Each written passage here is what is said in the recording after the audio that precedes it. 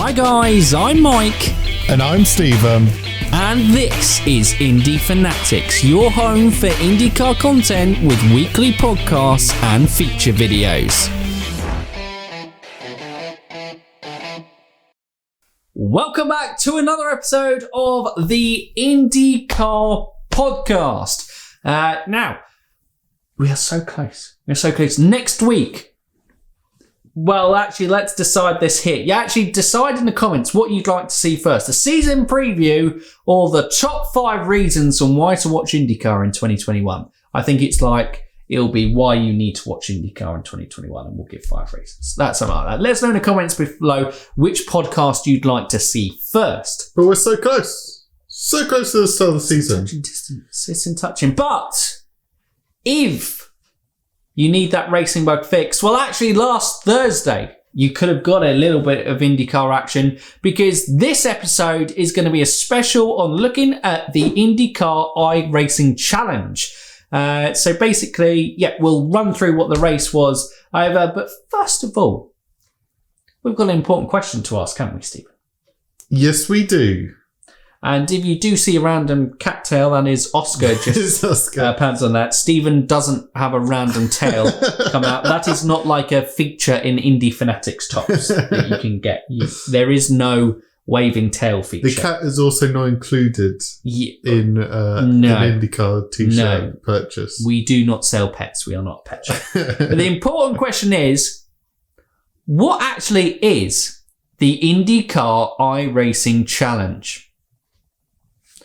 Well, the IndyCar iRacing Challenge, we all know the world was hit by the global pandemic that was COVID-19 last year. And popular around racing series was, well, if we can't actually go to racetracks and race, we can do this virtually because the virtual scene and how things have been able to develop and improve over the years. There are some pretty good simulators, which iRacing is one of them.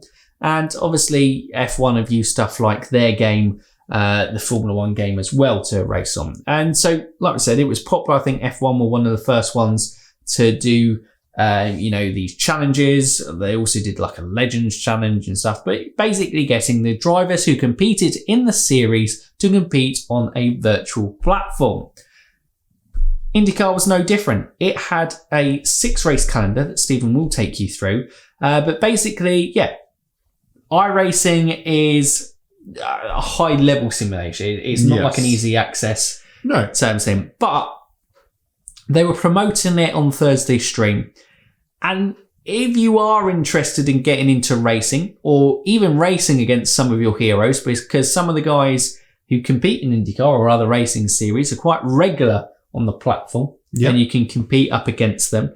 I know guys, I think Joseph Newgarden comes to mind. Yeah, Alex Palou comes to mind as well. I think actually Scott McLaughlin's quite a keen guy who races on it as well. Actually, I say Newgarden, I think he races on a different game. I think he races on Forza because he's got the Forza challenge. There we go. That's what I was thinking of. Yeah, okay. But, iRacing, if competing at go-karting, it's expensive to compete properly. Yes. It is expensive to kind of get a proper rig set up, the monthly subscription to iRacing. It's not like the most affordable thing in the world, but if you were serious about going into that route, it's maybe potentially a path there. Yes. But basically, IndyCar iRacing Challenge, before roundabouts, what it is it was a virtual race, 6-race season, and it's 3-race season this year, where the guys competed to win on some classic tracks that aren't on the IndyCar calendar anymore, and some that are. Just kind of see how it is. Majority of them are actually IndyCar drivers. Yeah, I'm going to shut them now, Stephen, because you're going to give us a little round off of what the IndyCar i Challenge was in 2020. So, as you mentioned, they raced at 6 circuits. Those 6 circuits were Watkins Glen International, Barber Motorsports Park, Michigan International Speedway, the Twin Ring Motegi, the Japanese track, Circuit of the Americas, and Indianapolis Motor Speedway, of course, where we got that infamous clash between Simon Pagenaud and the McLaren driver of Lando Norris. Don't bring it up. Not bring it up. Okay. Don't bring it up. Move on quickly. Moving on. So onto that was the calendar. I'll just jump into the driver stand-in, shall I? Yeah, why not? Do it. And of course, he may not have been a full-time IndyCar driver at that point, but Scott McLaughlin brought it home in the championship. Yeah. How many wins did he get? He got 2 wins. Where were they? Jesus, okay. We got to give the people all the information. Barber Motorsport, no. Yes. That's a weird abbreviation. Well, it's Alabama. Okay. Barber Motorsports Park and Indianapolis Motor Speedway. Again, forget the Pagano incident. After the infamous... He still probably would have won the championship. Yes. Because he had a quick maths 18-point lead over now arch nemesis. Big rivalry between the two. They hate each other. Despise each other. Will Power, who absolutely loves Scott and taking him under his wing. But he beat Will Power to the championship with that final win in Indianapolis. Will didn't score any wins, but he was just consistently at the top, coming in second in the championship. Simon Pagano, though, who the only other driver to get 2 wins in the series, came in third. Obviously, losing out big time in the final race after that. And then the other top 5, round out top 5, was Felix Rosenqvist and Santonio Ferrucci. Santino Ferrucci. He's buggered off to NASCAR now. I don't need to pronounce his name correctly. You don't get your name pronounced properly if you're not even going to hang around. He'll probably race the Indy 500, to be fair. Probably. He should practice for that. Santino. But I'm sure everyone else wanted to know. Pato came in 10th, the only important person on the list. Yeah. And then Palou, who we will talk about, did only finish 11th. Well, this is the section where we are going to move on to, we said the first round was in Montreal, well, wherever the drivers were, but they were racing on the circuit de Gilles de Villeneuve in Montreal, the classic F1 circuit, and one circuit that we'd love to actually see IndyCar actually race on. Yeah. But it was interesting to see it on the virtual world anyway. But pause. Because we had some real racing at the weekend. And, you know, you'll have, obviously, when we had the 24 hours of Daytona, we did a roundup of how the IndyCar guys did. So we'll do a quick roundup of how the guys did at 12 hours of Sebring. Obviously, David Land covers, you know, IndyCar, sports car racing and NASCAR in a lot more detail. So he would give you a more extensive review. Again, I thought it was a pretty good advert for IMSA racing. Yep. It was another fantastic race and another close one between, you know, the DPI class. And that pretty much was the main part of the IndyCar calendar. I don't think there was any current IndyCar guys competing in the lower classes at this race. I believe you had Oliver Askew and Spencer Pigot, who were racing again in the LMP3 class, and Spencer won that battle. They were teammates in Daytona, but on separate teams this time around. But in the DPI class, it looked like Chip Ganassi again. Obviously, you know, from 24 Hours Daytona, the heartbreak of the late puncture when Renger was all over the back of the Wayne Taylor Racing car. But Wayne Taylor Racing with Alexander Rossi and Helio Castro Never Seen at home, both securing their first 24 Hours of Daytona. Well, Alexander Rossi was returning. Helio didn't race this time at the 12 Hours Sebring. Alexander Rossi was part of the Wayne Taylor Racing guys. It didn't quite go as well for them in terms of it. But Juan Pablo Montoya finished third in the Marshank Racing, obviously driving the 500 for Arrow McLaren SP this year. But like I say, going back to Chip Ganassi, you thought it was there, but a late pit call with Scott Dixon to switch the drivers. Stevens broken. Kevin Magnussen, Renger Van Zant. It happened again! Yeah. It happened again! Yeah, they fluffed it. They basically, late pit call, it collided with a BMW, permanent damage to the car, and they ended up finishing P4 in the end. But it was theirs. It was literally theirs to lose. And then suddenly, out of nowhere, who did win? The number 5 Cadillac with new AJ Foyt racing driver Sebastian Bourdais. We know his experience. We know he's a hell of a driver in sports car, and he's a hell of a driver in IndyCar as well. Doing impressive in testing those times. Definitely competitive times in the testing as well for AJ Foyt. Definitely expect him to be a very interesting midfield fighter this year. But he's got the 12 hours of Sebring under his belt. And he did it with a broken rear wing. Yes. And Stephen, do you want to tell the amazing fact about the number 5 Cadillac win? How many laps had they led? They led 28 laps. All 28 came in the last 31 laps of the race. 12 hours. And after 12 hours, it doesn't matter what you do for those 11 hours and 30 minutes. It just matters what you do, who crosses the line first. They did it with the Mazda coming in second. Mazda didn't have any IndyCar guys. I know in that number 55 car, I think Ryan Hunter-Reay in recent times has been associated with that Mazda entry. But yeah, no, not for this one. But impressive race. And the only other one to go is the Ally car with Jimmy Johnson and Simon Pagenaud, along with Kamui Kobayashi.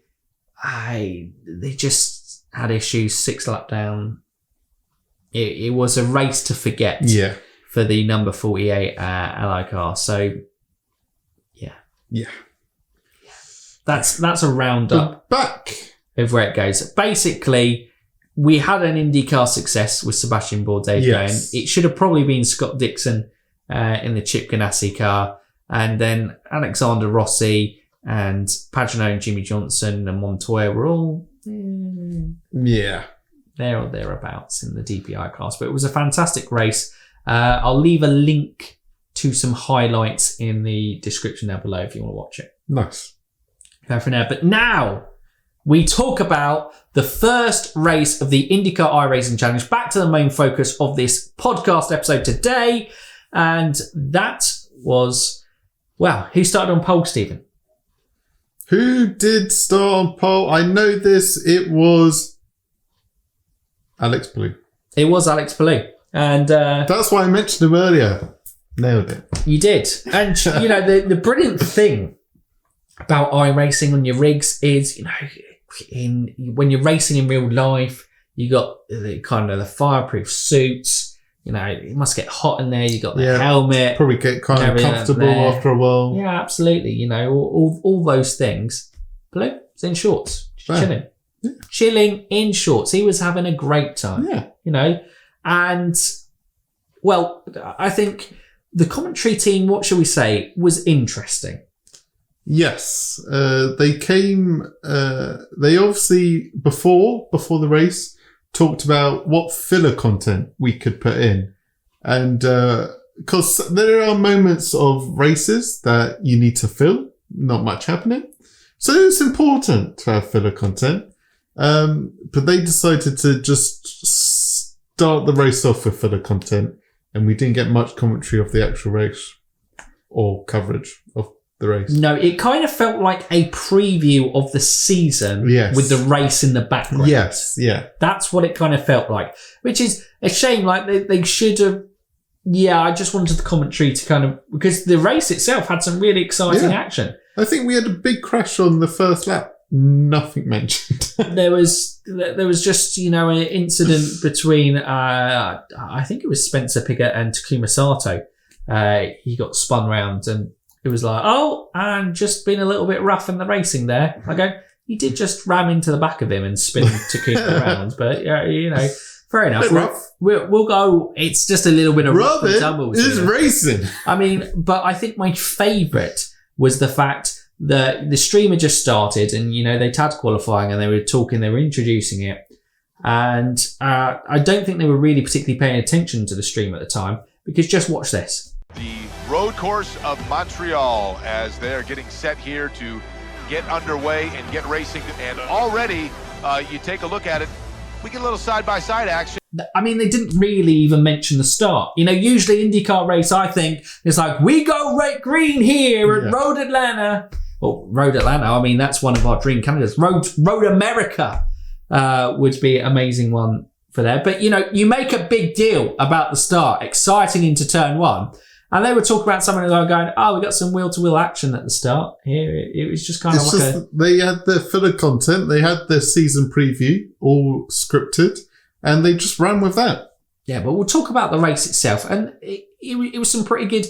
Now, obviously, the people who are a bit a fan of memes and, maybe expecting Roman not to do too bad, he maybe didn't help his situation by spinning twice in the race and then going into defending into the Wall of Champions chicane. I can't remember who he was fighting with. Maybe a little bit aggressive. They both made it through, and then he just kept... They both made it through. Pushing him onto the grass. And they made it through. They both did make it through. I mean, yeah. Roman kept the position at the end of it. He did keep that position, yes. So he did. And Will Power was very disappointed that there was a lack of banter. Yes. In this race, because I think one of the clips from last year was Will Power calling Scott Dixon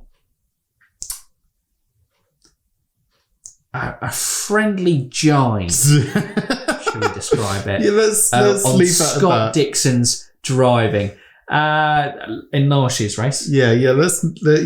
So consistent, getting in the top fives apart from all but one race last season. Yep.